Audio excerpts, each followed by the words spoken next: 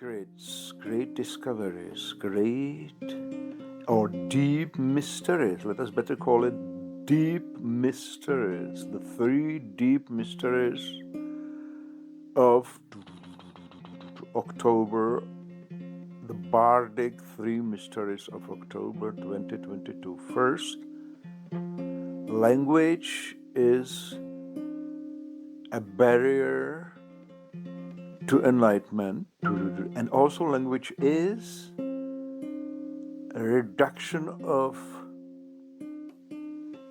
the opposite way around. What is the opposite of reduction is the strengthening, enlarging, growing of entropy on the planet Earth, because the morphogenetic field of the human soul is the real source of reducing entropy, that is, of creating power.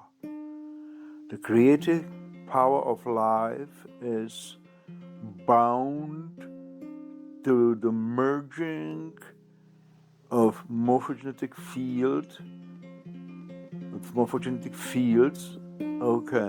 that are then the software. In other words, we call them the software of living matter or morphogenetic field, or the soul, or the soul. And words are basically cognition, yes, logos, system.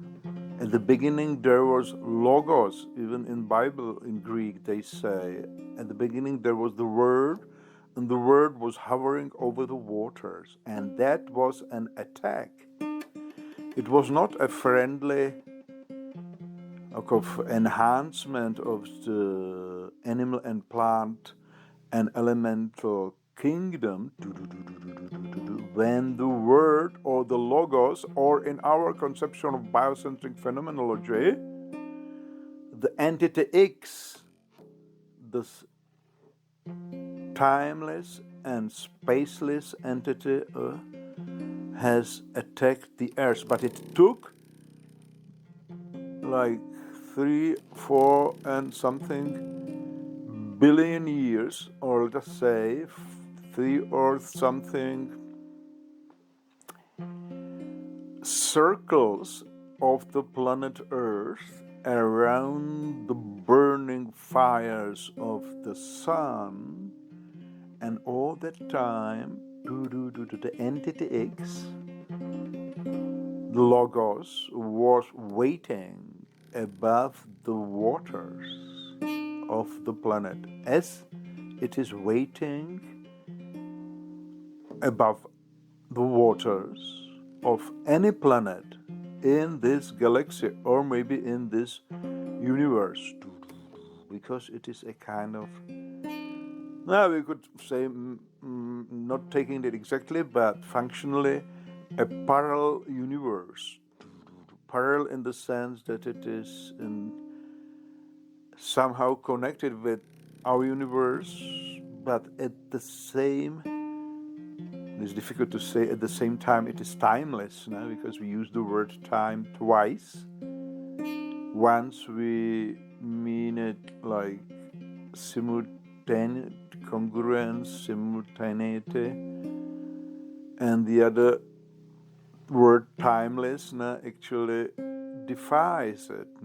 So, well, we can always escape from this dilemma that we say this is not to be imagined exactly, because it is so different, this entity X, from another cosmos, that we have no idea, no image. But what is important to say, that is the logos, the word, which then manifests in the human capability of representing the spontaneous natural flow of phenomena. We must be phenomenologists. We do not say that signs and numbers and geometrical figures and words and so with the grammar of language, and lexicon and the meaning of the words to the semantic function of the lexicon and syntactic function of the grammar. We do not say that they represent the world, that humans, by using it, represent or describe the world. No. This is exactly when we watch what is happening. We represent our phenomena. We represent our experience of the world. So we are already a second step away. First is experiencing, living simply and registering the outside impulses of the electromagnetic spectrum in our sense organs. This registration, which is purely material, is already a reduction of the fullness. So it is an interpretation. Then these impulses reach through the nervous system, the brain, and there somewhere in a mysterious black box, which we do not yet understand until today, these material signals, which are, let us say, a physiological interpretation, but nevertheless they remain signals, reduction of the wholesome total electromagnetic spectrum is reduced to that what the organs of perceptions of the human body can register, and this is different from what the body of animals or plants can register, and all of them register in different ways according to their species. And this is when we now concentrate on the human being.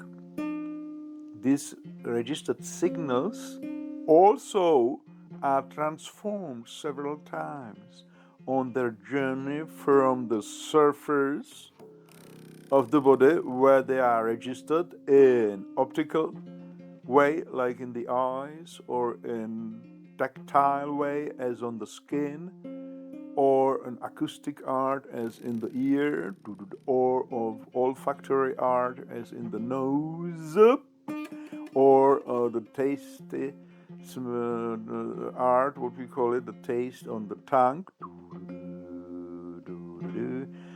This is already the first interpretation or reduction, a change basically of the outside signal into the internal or signal carried by the organs of perception, then by the nerves, and maybe like with, for example, with the optical signal, it is changed into a chemical already inside the eye on the retina, and then to an electromagnetic in the nerve. And after these changes of let us say physical quality, it reaches the brain, the cortex, the auditive or the visual, and so. And then we know nothing.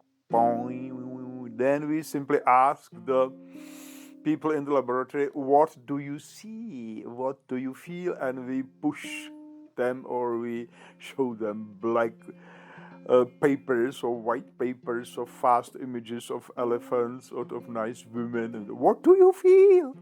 And we don't know, but we want to know. No? We just get words from them. So we say, no, that's enough. That's not enough. We want to know more. Because everybody's talking about something else. These idiots in the laboratory, they have their own ideas about what they see. We want to know exactly. So we put electrodes on their brains and measure what happens when we show them black elephants, and how is it different from the moment when we show them beautiful women, like, or oranges, or if they thresh them on the head, or if they pour a bucket of cold water on their head, which is not so good because the electrodes would be, short-circuited. Then we put them into a cold water bath, and we measure and we measure and we measure.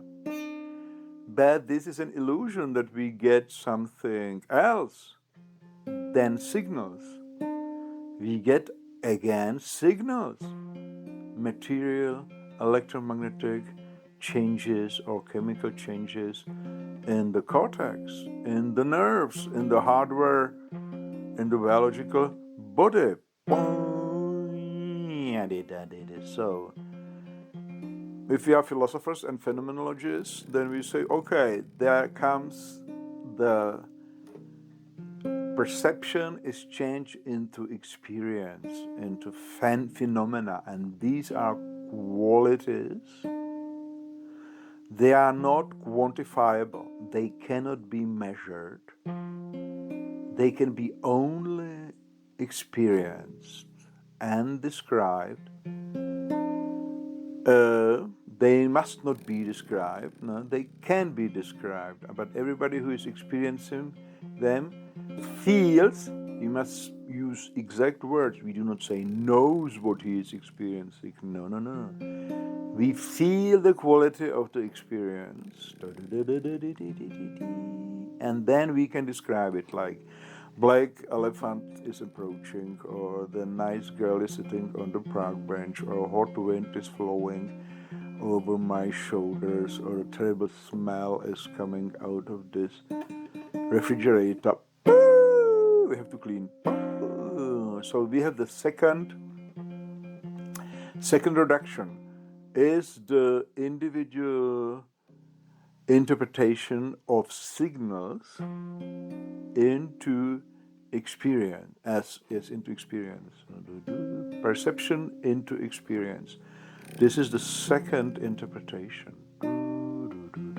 Phenomena, okay, follow the perceptions.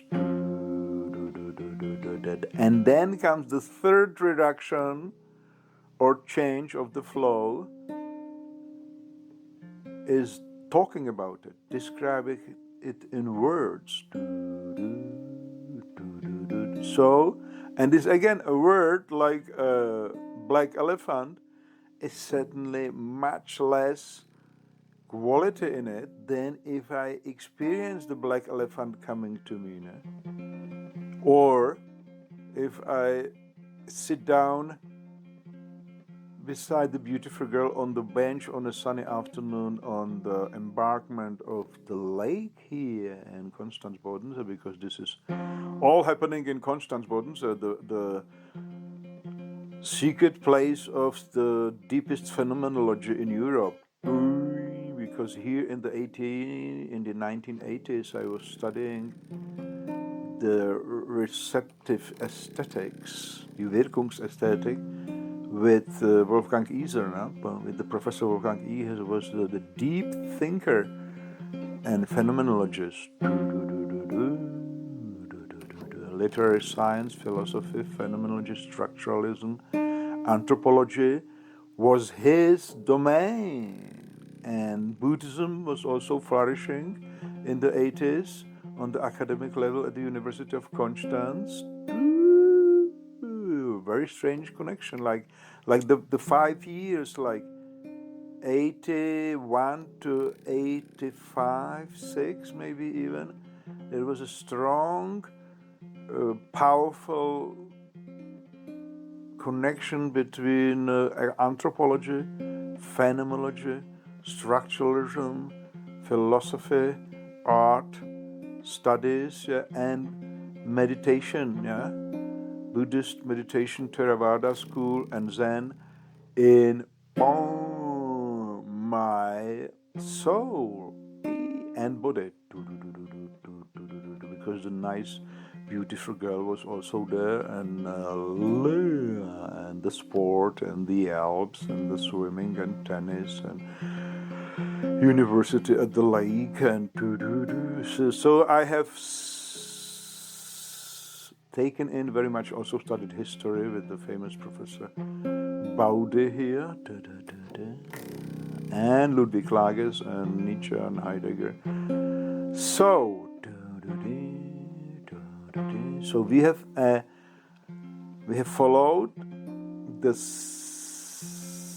traces of the external world through the organs of perception into the change of perception into experience, the phenomenal experience from the brain to the soul, from the body to the soul, and then inside the soul from the experience to the description of experience in words or maybe in other signs, or in pictures. I mean, not in phenomenal pictures, but in drawings and so. So these are three reductions of the spectrum, of the electromagnetic spectrum of the Earth, of the Earth being, let us say with Heidegger. So that is why the first argument that speech, language, is the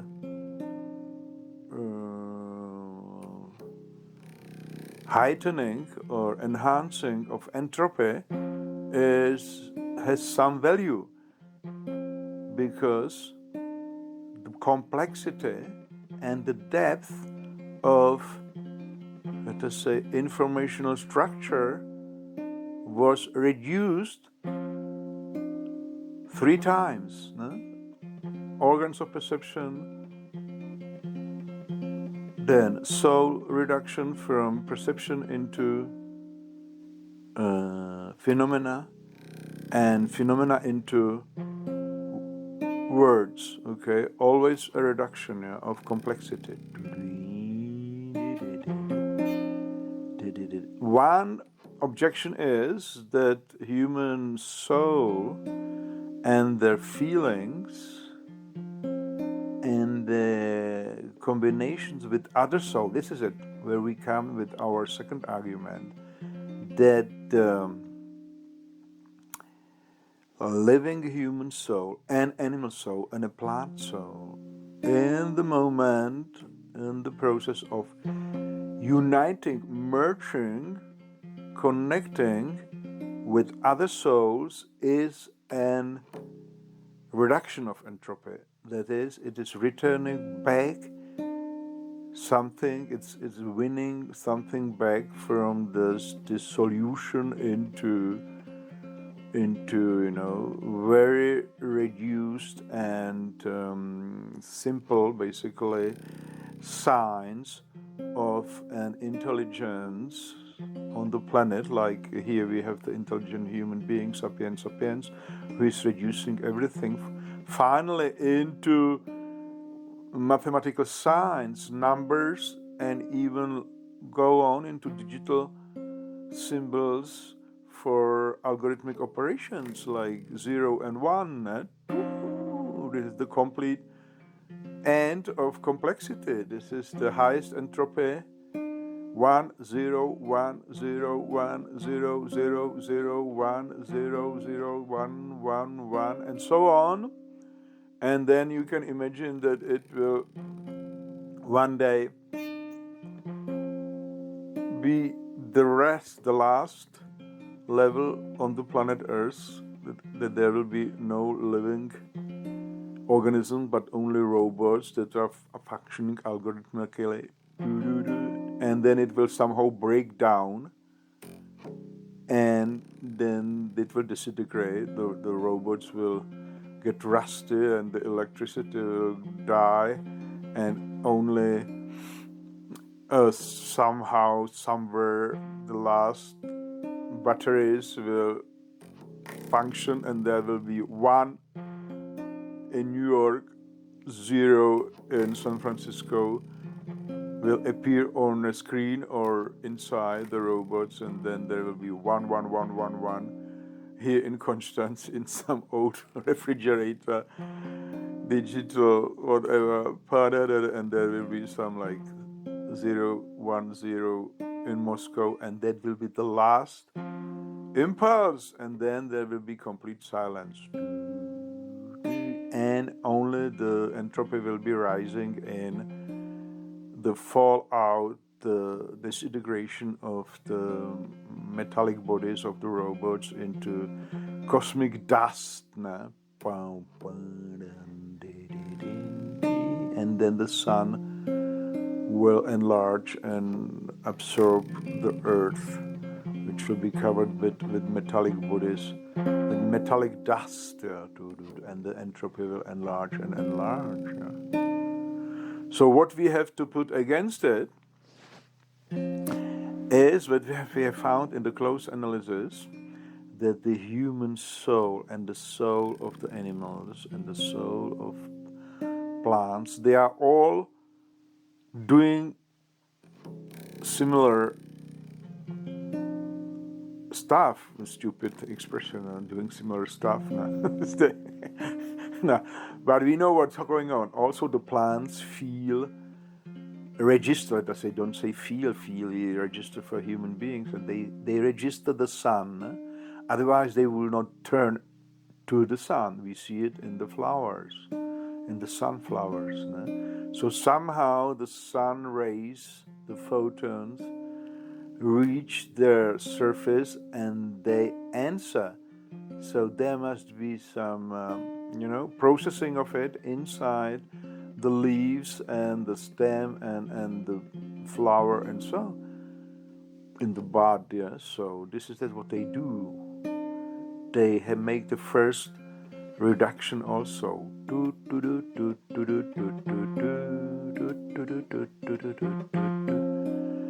And they merge with the trees of the wood that is close by. They merge with the morphogenetic field, with the soul of a bee that is flying by, sits down and drinks the nectar, takes away the pollen, and so they connect with it.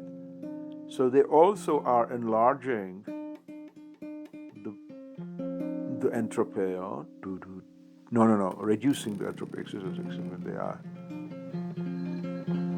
They are reducing the entropy, because we have to understand that when we do not yet know that entropy is basically highest when there is no life and there is no structure, when there is, like in the whole cosmos, how the whole galaxy has one atom for 1 square kilometer of space, and these atoms are not communicating with each other, and everything is spread evenly, and there is absolute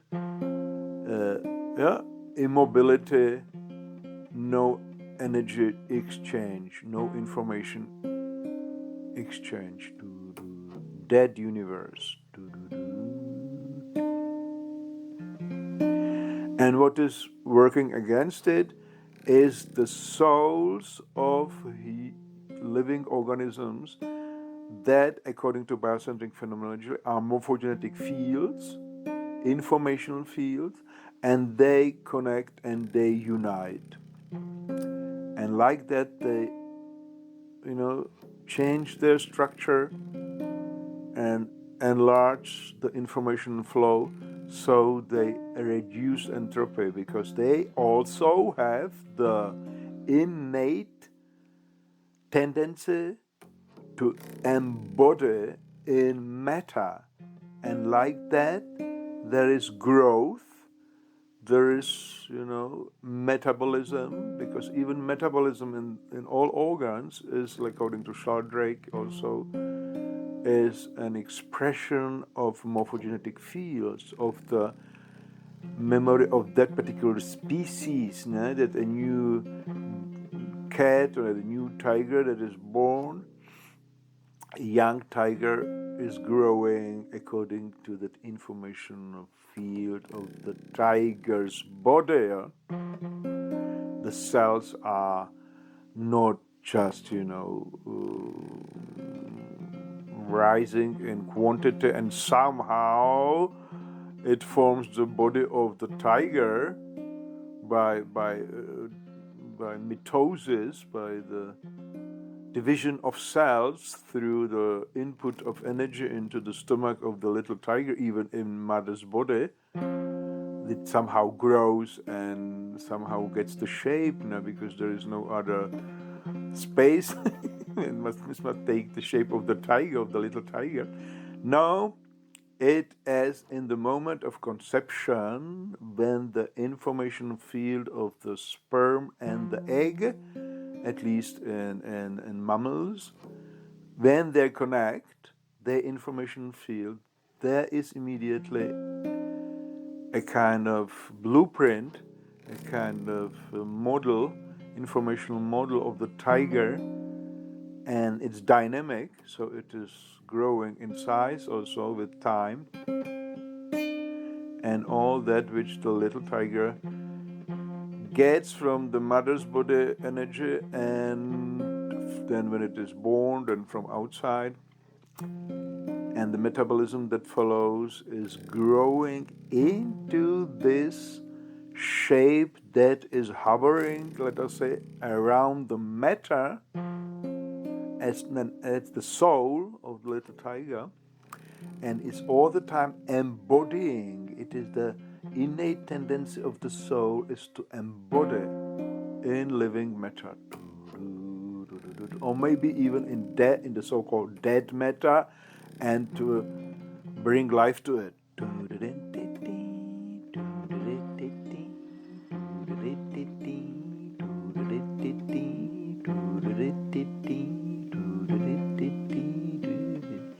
So we conclude the first great discovery that the use of signs, of words, of whatever pictograms you have, and then later of mathematical sign and geometrical shapes, Mathesis Universalis, which has been so much celebrated by the cognitive science as civilization, is actually, in our conception, is the reduction of informational flow. If we consider information on the deepest sense as the enlargement or differentiation of structure in the electromagnetic field of any space-time continuum. Organs of perceptions are the first reduction of this spectrum. The change of perception into experience in the souls of organic individual beings is another reduction. And the description of it in words, or the change of the transformation of perception into signs for the means of expression and communication, are another reductions. So the entropy is rising. But then there is also communication among the soul fields that is merging and connecting. Then there is a growth of specific quality. We cannot call it signs. The signs don't get more rich and complicated. What gets more rich and complicated is the experience.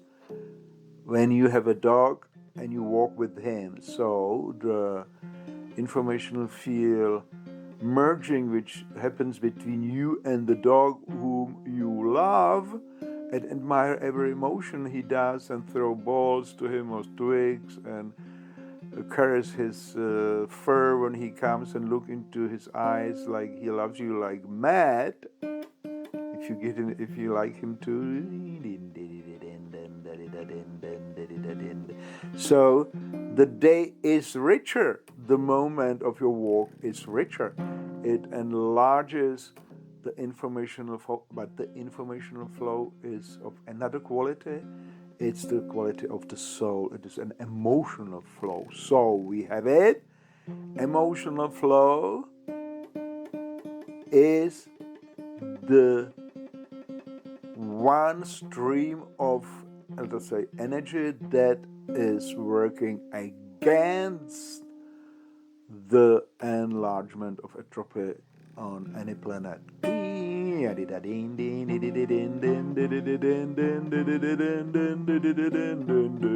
And if you cannot reach it by walking with a dog, or by dancing with a beautiful girl, or playing music in a symphonic orchestra, or in a rock band,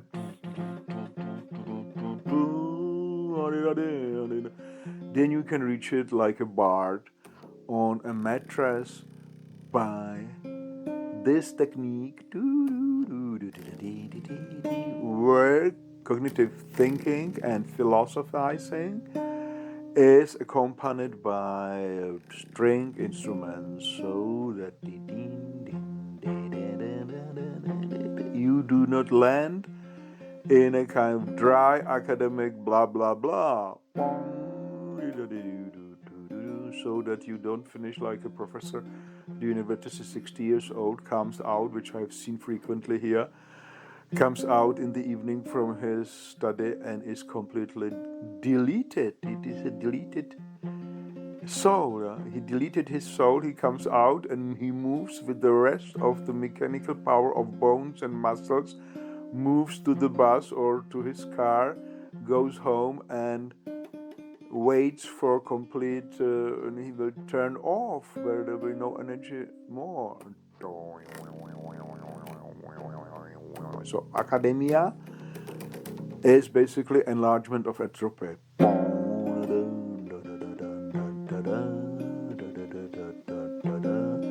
War situations which we have now in Ukraine and some and also many other places, and war situations, violence, destruction of physical objects, and also of trees and animals and human bodies, is naturally the very direct enlargement of entropy, because it destroys the structure of organisms and of objects, of elements. And where does it come from? It comes from cognitive science. The weapons were first invented in conceptual science, where the concepts of physics and chemistry have been put together to invent theoretical energy flow changes that are explosive, okay, or somehow destructive, and then it was a change break.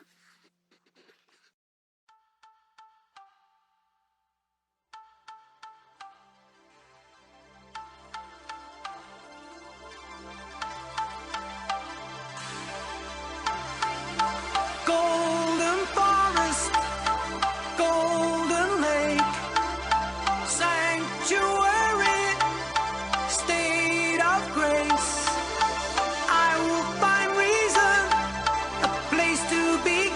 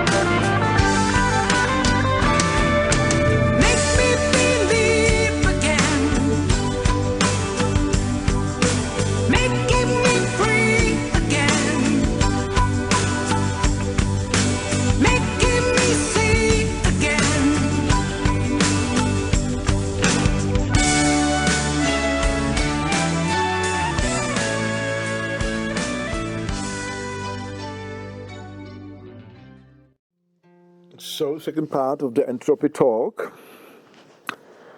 Okay. The bard has changed the position of the vibrating body. The guitar, he put it now with the belly of the guitar on his brow, no? Lying on the mattress here, and has a little drink of kefir, which is a milk product from Caucasus, so that he can finish this talk, because if you drink kefir, you will live more than 100 years. That is, the planet will circle the sun 100 times at least before you will be turned off by the rise of entropy in your body. No? The rise of entropy will force the cells to stop differentiating. No? They will not differentiate, they will produce always the same cells, no? And mistakes, which is called cancer. No? Cancer is also raising the level of entropy in the human body, because the cancer cells follow the motto, let's make like the, if you have cancer of liver, the liver will have this political agenda. Liver first, make liver great again. So everything will be a liver. So the metastasis will be, the liver cells are growing into your lungs, and they are celebrating this great victory for the liver. Yet unfortunately the lung cannot function, and it will stop supplying oxygen to the liver, and so the liver will die. So the liver is stupid, but it does not understand it, because the liver cells have no cognition. They have just metabolism, and they somehow get into a mode of stupidity that is reduced, let's say, enlarged entropy, because they start to produce all the same cells with the same mistakes. No?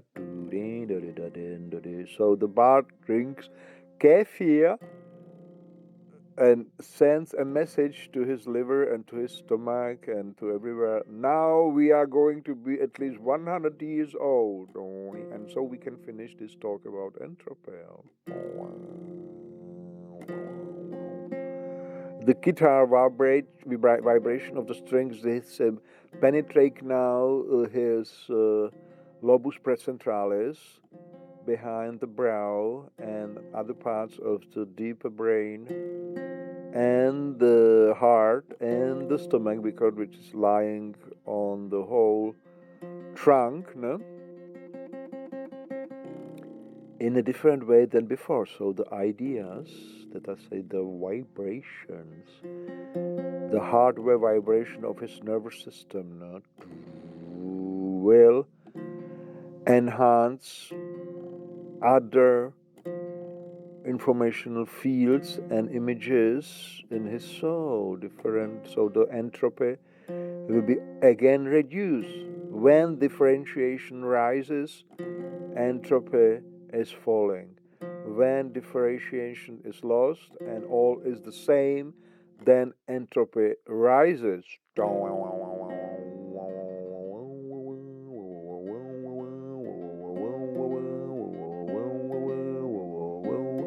So we have concluded in the first part that the experience of the soul is life positive reduction of entropy, because the essence of the soul, which is another synonym expression for informational field or the software of living matter, the essence of the soul is to merge, to enlarge, to expand as a field, and to grow together, to merge, to unite with what? With similar fields. with fields of similar quality. So a poet going through the woods is looking at the beautiful colors and shapes of the leaves of the trees and of the meadows of the lakes, and he is enraptured. He is not okay himself. That is, his ego is dissolved. Now we have another wing to our theory of entropy and the soul. The ego is the great enemy of the soul because it is reducing the experience of the soul into all the same stupid thoughts like, what do I do with my money? Did I pay my bills? What about the rent? Should we not look into the telephone, to the smartphone? Should we not? We don't know where we are. We must control our position with our GPS. Turn it on and let us see where we are going. And immediately the soft, colorful tapestry, vibrating reflections of the lake on leaves like golden arabesques in the soft, warm afternoon wind above the shining lake is lost because you look into a small flat screen 15 times 5 centimeters or whatever, and you see only changes in the physical quality of some crystals on the screen, and then you see signs, symbols, a map with names, with words on it, and with some signs like, and this is orientation, in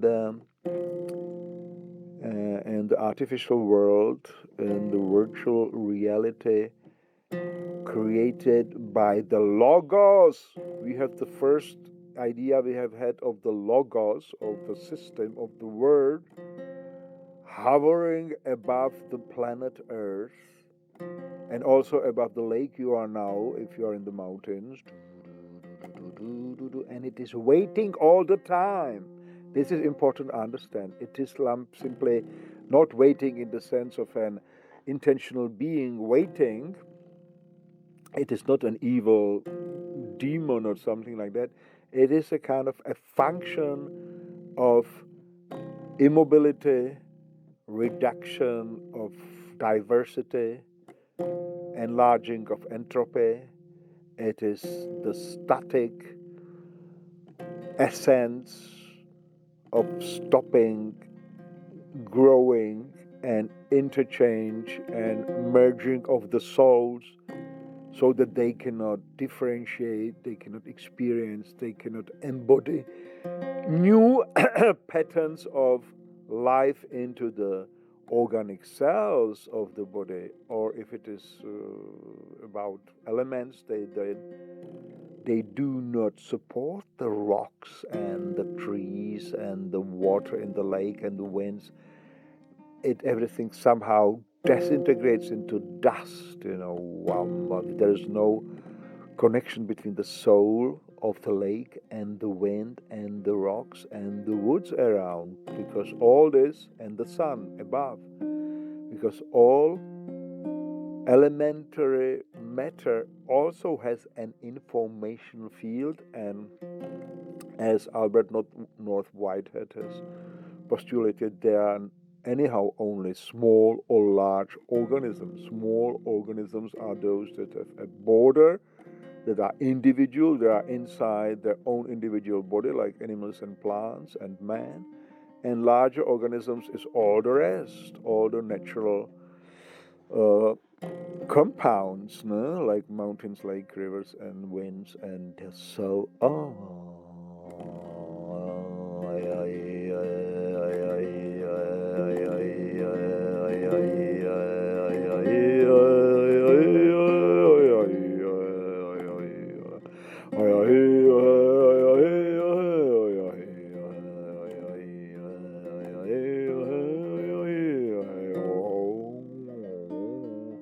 So now we have dissolved the ego a little bit, since it had started to be so powerful by thinking so hard. Now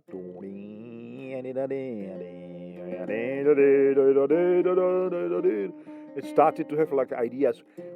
We know, I know, we have discovered a great secret, so let us capitalize on it. Let's make a book or no.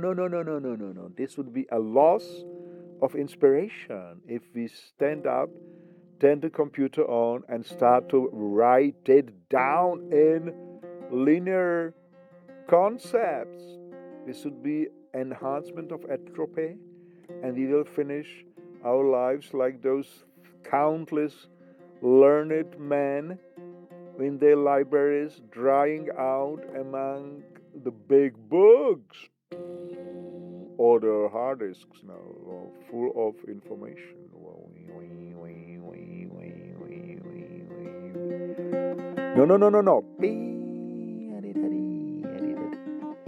If we are intellectually responsible now,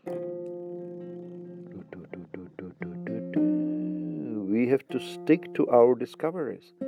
If the conceptualization of the world, if the representation of the experience in science and in concepts, and numbers and geometrical functions, algebraic functions, if it is enlargement of entropy and reduction of the richness of experience, then we have to oppose it and have to stick to the only medium that is,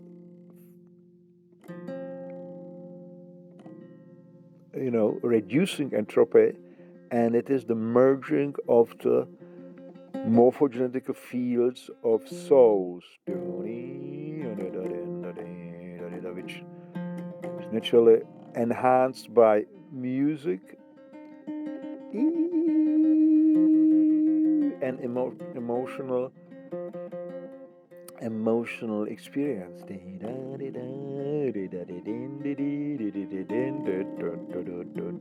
Recently, I listened to a program about the political situation, which was slightly esoteric, and somebody asked, like, why is it so that the destruction on this planet is so successful, why there are so many wars, and the religions talk about peace and love and paradise, but only after this planet is destroyed or something like that.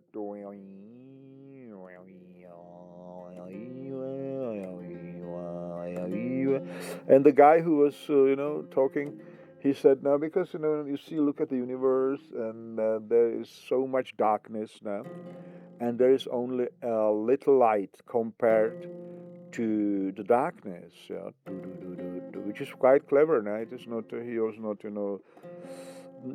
hiding himself behind some concepts of absolute evil and stuff like that, and the dark lords and whatever.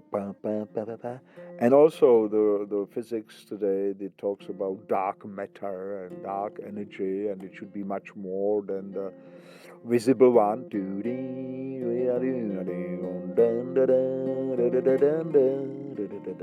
Okay, what if we change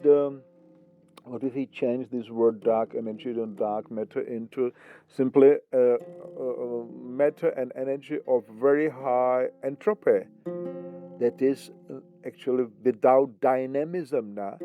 Because if it was dynamic somehow, it would produce more light, because light is very dynamic.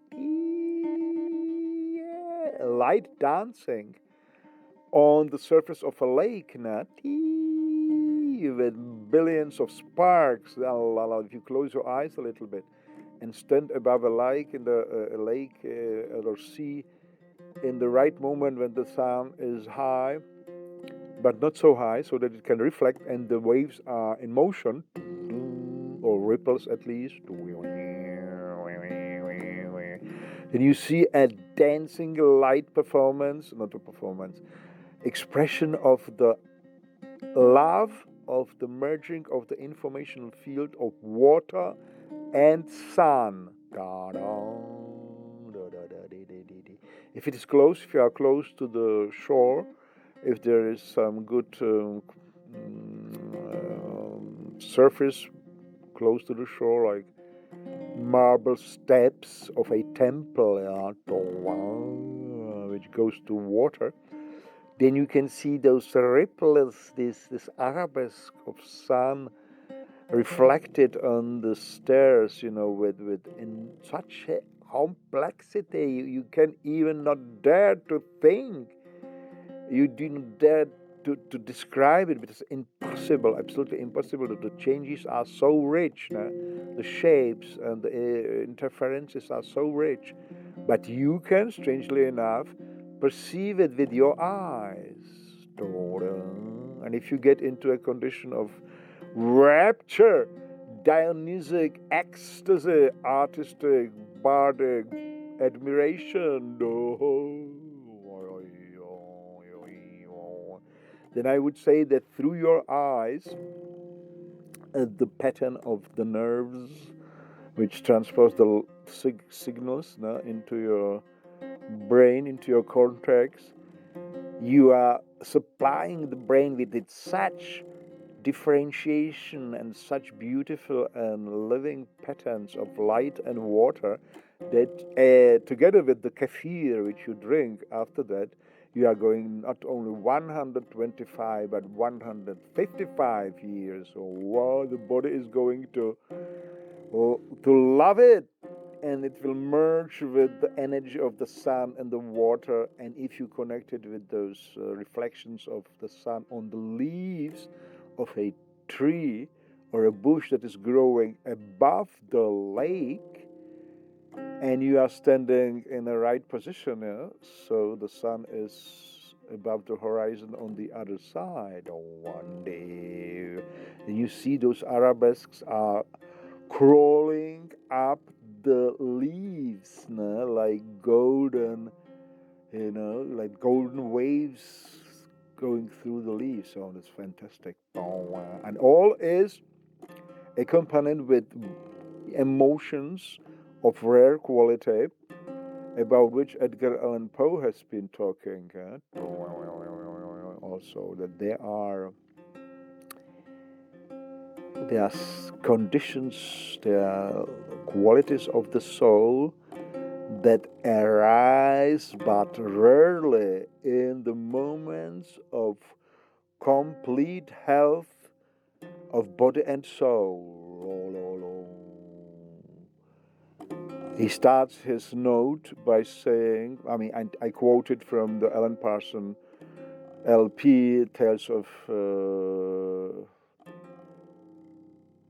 Imagination, Tales of Mystery and Imagination, which is a musical composition of very high quality, in which he gives us his very good interpretation of Edgar Allan Poe's short stories.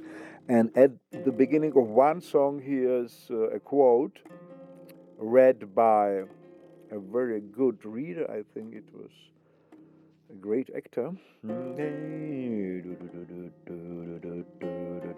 Richard Barton, I think. Like it says, goes like.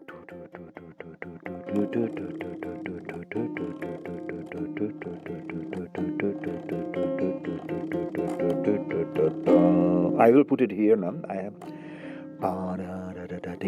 And so he says that for all perceptions he has had in his life, He always was able to find words that were,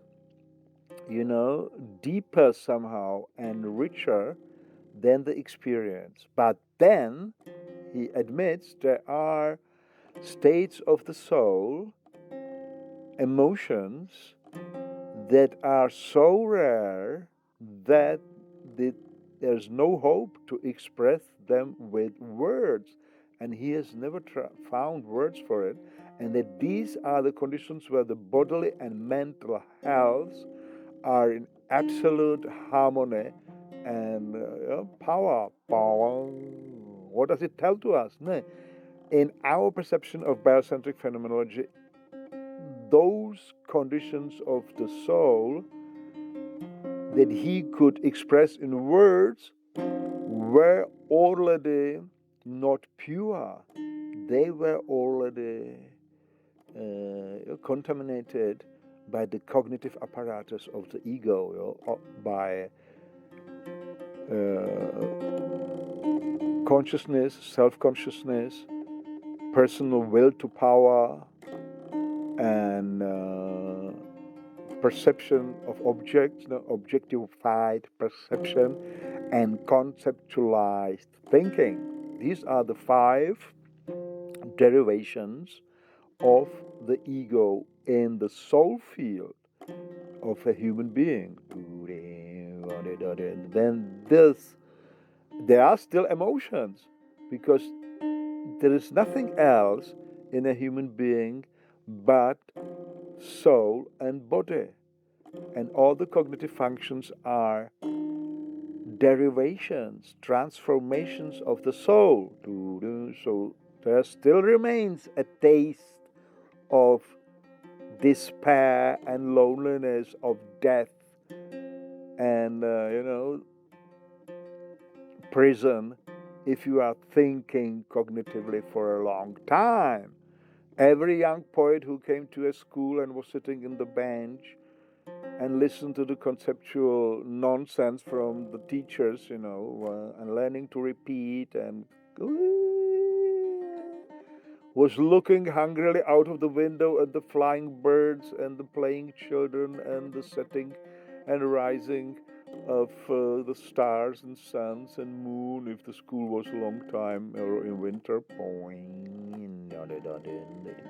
And he was feeling like in prison, because the quality of the soul, when it is, flooded and penetrated and invaded by conceptual operations of the ego,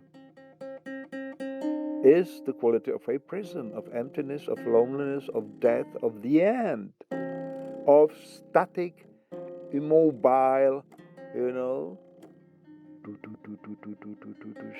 state of mind. We didn't use so far the terrible word mind. I'm happy. Don't use this word never, ever anymore. Nevermore. Like the raven of Poe. Remember, don't use the word mind. Nevermore. Nevermore, because it's a bastard. It will confuse you in such a way that you will lose the clear distinction between soul and cognitive operations. The trick is to feel intuitively all the time, and to know then one day that all cognitive operations are nevertheless soul energy. Cognitive operations themselves, the ego, the lord of the cognition, does not have any energy basis, any living energy. It must be a parasite on the soul field. It changes it into consciousness, self-consciousness, personal egoistic will to power, personal egoistic consciousness and self-consciousness, personal egoistic objectifying perception, so that you don't see the beautiful reflections of the sun in waters and the trees and in the leaves. No, you see only your smartphone and the direction and the kilometers so far and time. Nah? And if you look at those trees, then suddenly you see only schemata. You see only outlines of certain objects which you really say just a lake. Nah? What is so special about it? And then the last function is, we have already mentioned it, is the personal egoistic objectifying and conceptualizing thinking that you completely lose the lake, completely lose all perception, and you sit in your study and you write a paper about the lakes. Yeah? Maybe as a scientist, you analyze the quality of hydrogen, oxygen, and sulfur, okay, and coal or whatever elements in this lake. And some lake, and you like, oh, terrible.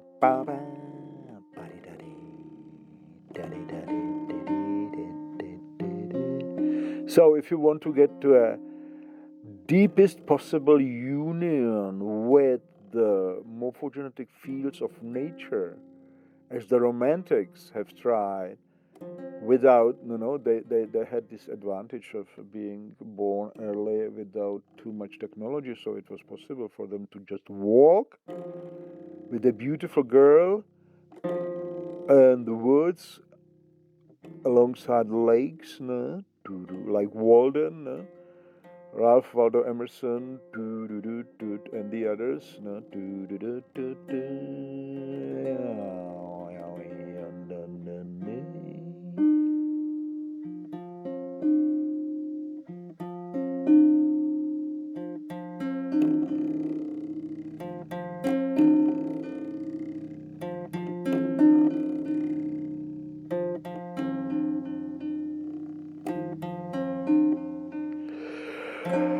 They took a guitar or a harp, if they were old druids,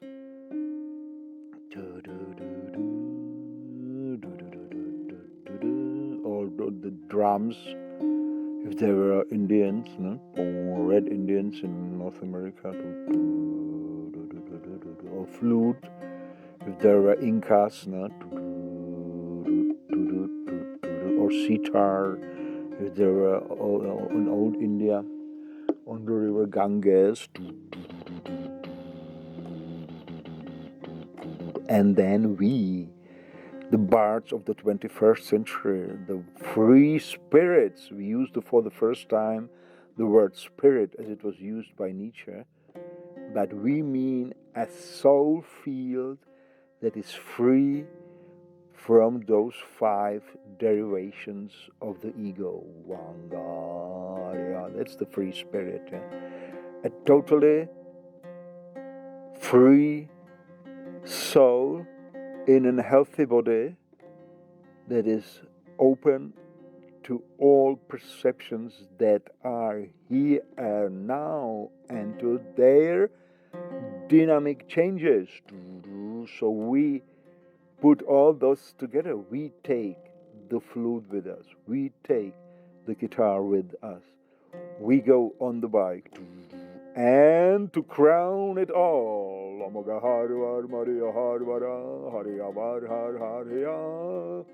we take this beautiful girl with us as a muse.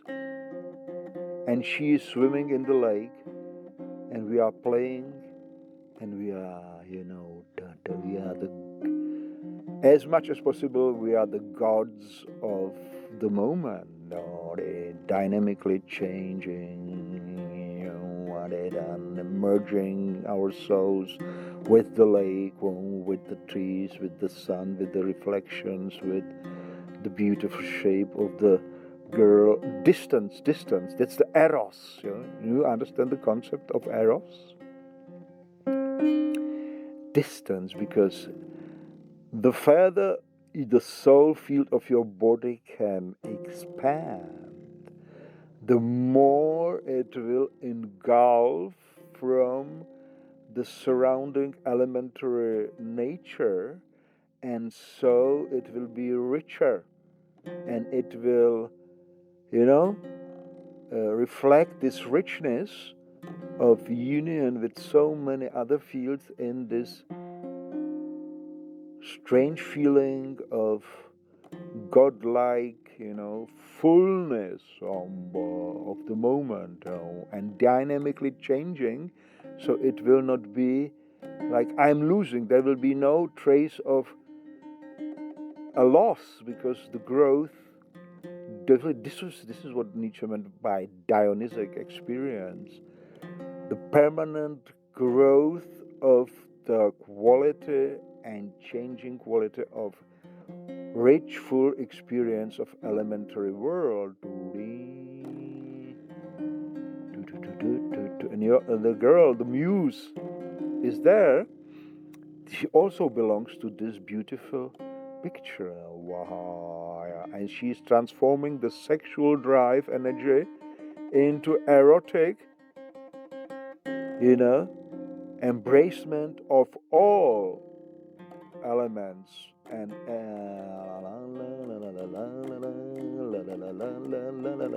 if she's egoistic, if she's not so, far, if she didn't penetrate into the deep mysteries of life, of romance and adventure and love, then she may come out and she may start saying, "Oh, why are you not looking at me? Stupid." Because you were looking at her like on a goddess with not a intentional beam of a egoistic eye,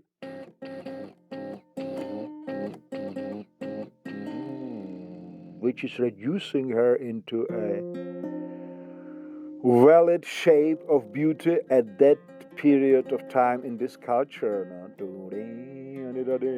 The possession of the bard.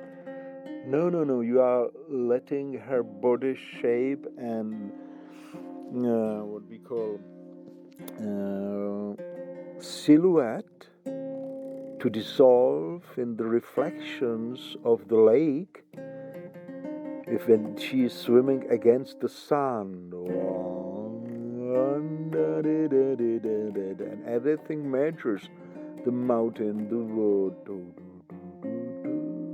and her shape, and she really becomes a fairy of the lake, the lady of the lake, the goddess. As far as it was possible in old times to talk about goddesses, they were conceptualized words for an experience like this that the bards have had and that the people have then imitated, because it was necessary for them to have somebody to call upon. If they felt lonely or hungry, somebody would do it for us, the gods. But the real origin of this godlike experience is the bardic experience of a beautiful girl in swimming in the lake and letting her individual silhouette to dissolve into the reflections of the sun and the water.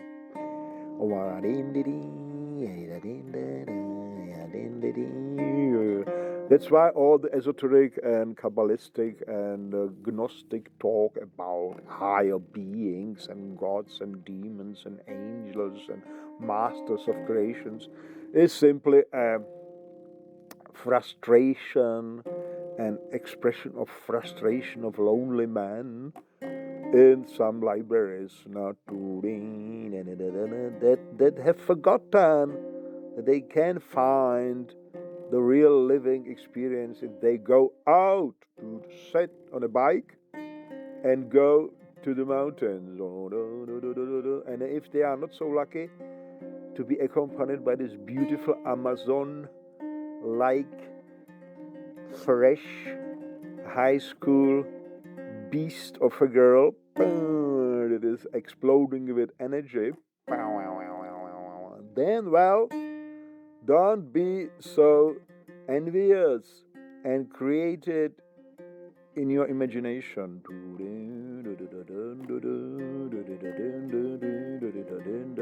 And if you create it in your imagination, then what you have created is also a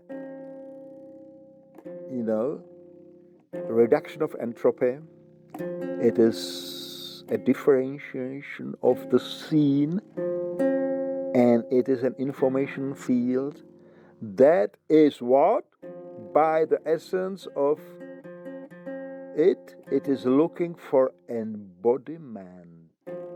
And some Kabbalistic, maybe Gnostic and elementary magic instructions, you find this passage about the elementals, like in the book of the famous Czech magician, what was his name, Franz Bardon, creating elementals. Now, out of fire you can create a being and give it a name and give it a function, and then you can deposit it somewhere, and then you can dissolve it. You give it a name, and you put the name into your magician's notebook so that you don't forget about it, that you have to dissolve it. Pop! All coffee and cake fantasies of a lonely hermit. This does not function like this. As soon as you start creating an informational field with your ego and with your personal will to power, then it will stay in the realm that is spaceless, timeless. It will be a cognitive fiction, illusion. It will never have the quality of tending to embody into real organic, shape. Only if you are seeing, and that is in phenomenological terms, you are conceiving, what is the real word? What the word used by Husserl was?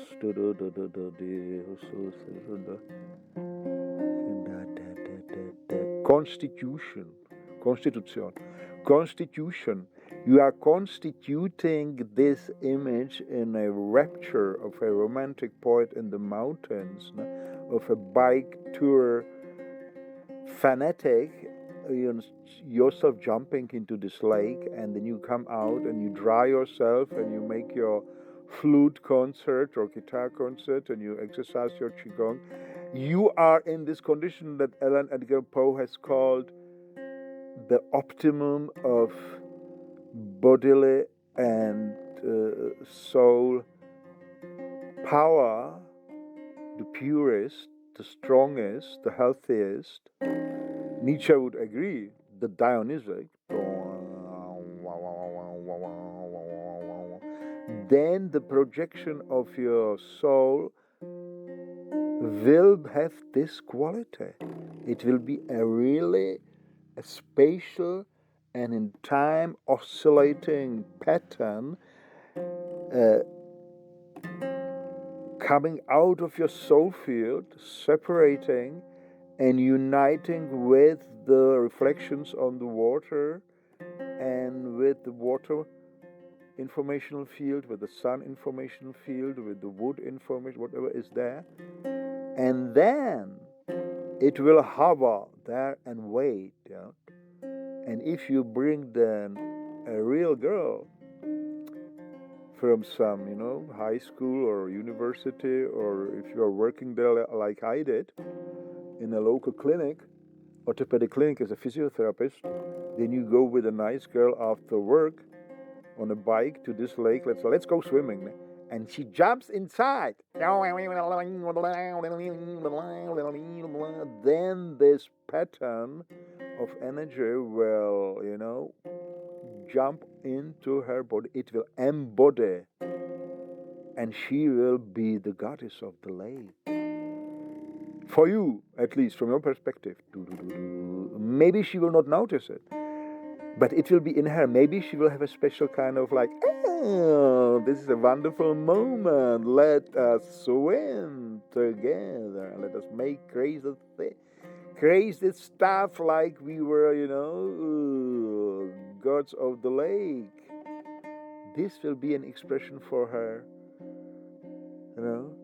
She will feel it also. And when she has the quality of a novice, that is, she wants to learn, she wants to listen to you, then okay. Then you make holy fires, like I did several times. You make 4 holy fires, and you lie on a sleeping bag among these 4 fires. And you can explain it like, some ants are going to come, and so we need smoke to have these 4 fires around our bed, or on another sleeping bag. And then you stay there and you look into the night, deep sky covered with silvery stars, as I did in my life several times. As an initiated of Dionysus and of cosmogonic Eros, and you let her soft hand rest on your, to be exact, on your pectoralis, minor and major, because you are physiotherapists, no? On your breast for the naive. Okay, and then you look into the stars and you explain her the basics of biocentric phenomenology and of the embodiment of elementals that you have created here, so that she can really understand that feeling like a goddess of the lake, like the lady of the lake, is not madness, that she must not be afraid of losing her mind, terrible word.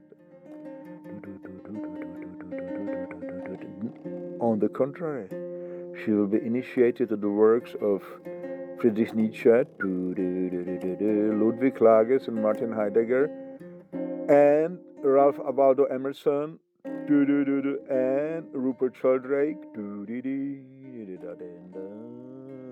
Krishnamurti, Rudolf Steiner, and other who have touched this, and some of them not only touched but went deep and deep into to experience it and then to write about it.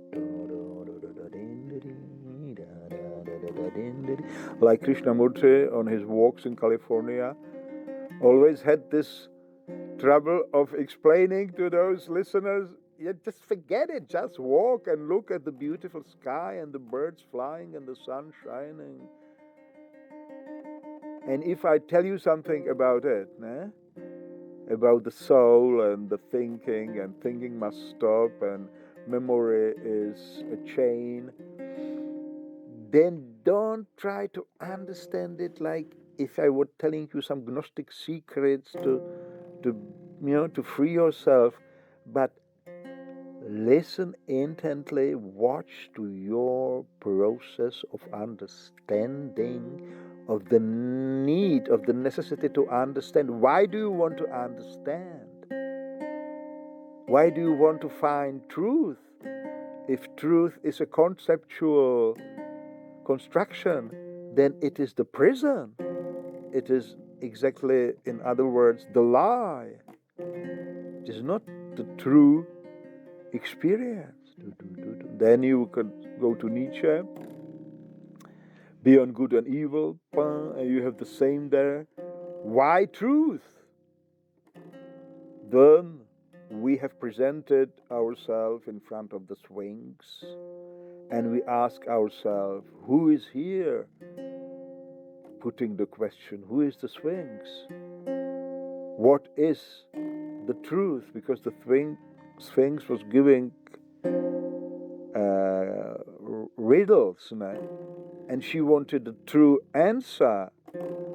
And then, we could be smarter than the Sphinx and say, no, well, the value of the truth has to be questioned. Why do you want truth? Why not illusion or fiction or ignorance, even not knowing? Everybody who is happened to be really in deep obsession in love has felt this, that wanting to know exactly and truly whom do you love will destroy this feeling of beauty, of mystery, of some, unusual. But in the moment of deep love, what you are loving is the merging of the soul field, of your soul field, with the soul field of the beloved person,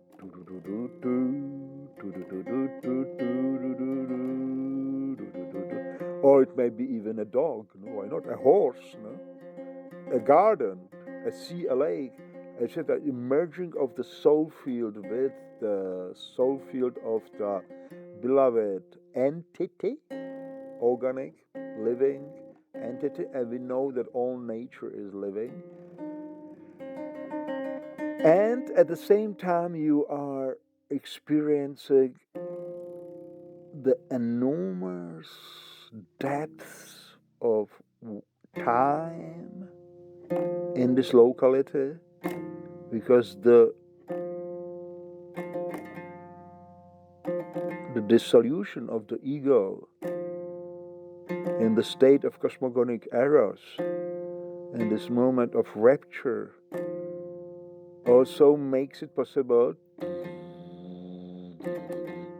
that in the present moment of experience, all the past of this locality is vibrating, and this gives this richness and depth and the godlike taste because you actually are taking part in the creation, morphogenetic fields that were not active so far. They were present, but they were waiting for a field that would call them, that would attract them by similarity.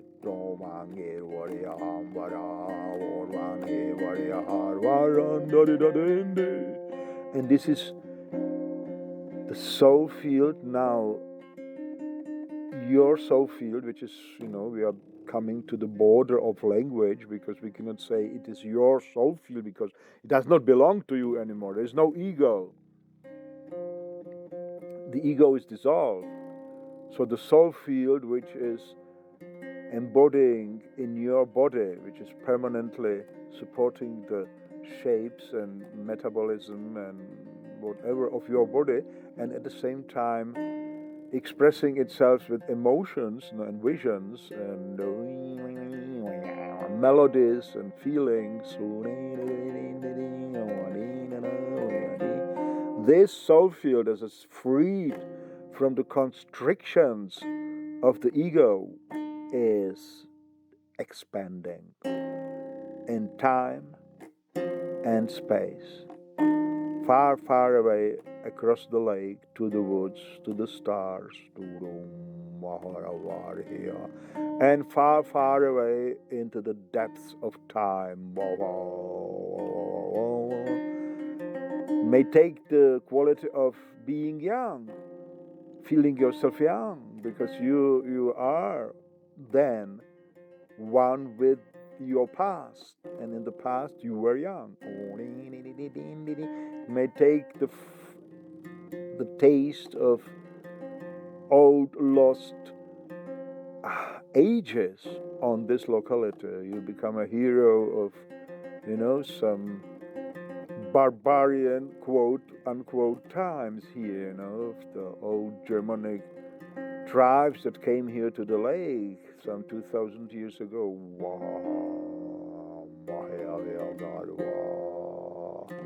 If you are in Atlantis on Crete, you will become a Minoan hero, and you will be lying down with the Minoan priestess of the Great Mother. If you be in the mountains of where you drink the kefir in Caucasus, no? I must drink some more kefir to continue. You will be lying down with an Amazon girl, because the mountains slopes of Caucasus were the area where the Amazons were raging on their horses some 3,000 years ago.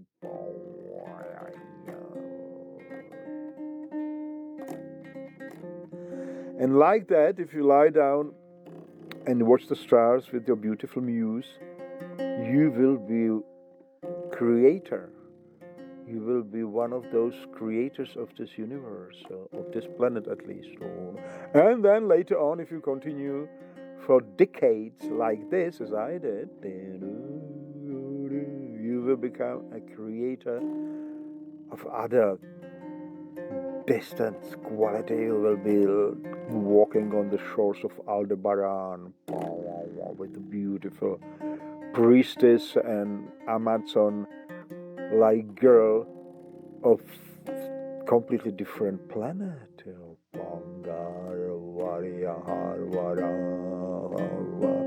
And ladies and gentlemen, all the time you are reducing entropy, enlarging the differentiation of energy patterns in this cosmos. So that's why we have said, against the reduction caused by perception and by language and by science, mathematics, geometry, and so on, against this reduction, we have a shield of poetry and poetic creation, art, music, and so on. And maybe even this, what we now, I'm circling around this since like last years, after, let us say, 20, 30 years of preparation. That this may be, if we talk about it at the same time, not only experiencing, or if we talk about it, shortly after experiencing it, in this bardic style, and if the subject is philosophy and phenomenology and entropy and physics and then we can be philosophizing in that mode that Nietzsche has called the orgiastic philosophy. For that, we shall drink another kefir. Wait.